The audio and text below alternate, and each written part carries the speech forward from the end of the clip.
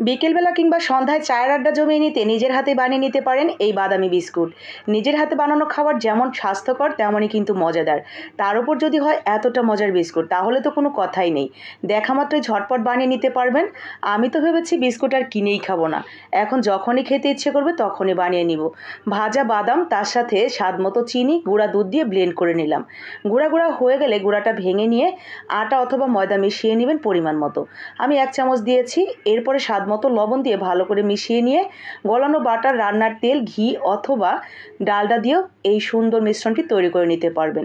হাতের কাছে যেটা থাকবে সেটা দিয়েই সুন্দর একটা মিশ্রণ তৈরি করে বিস্কুটের মতো শেপ দিয়ে নেবেন। বাদামগুলো উপরে সুন্দর করে বসিয়ে একটা স্টিলের প্লেটের উপরে দিয়ে দিবেন। বাসায় যদি ওভেন থাকে ওভেনেও বেক করে নিতে পারেন। তো আমি আজকে যেভাবে কেক বেক করে চুলায় ঠিক সেইভাবে এই বিস্কুটগুলোকে বেক করে নিয়েছি। তো এই তো হয়ে গেছে। এখন শুধু ঠান্ডা হয়ে গেলে গরম গরম চায়ে ডুবিয়ে খাওয়ার পালা। এত বেশি মজার এই বিস্কুটগুলো।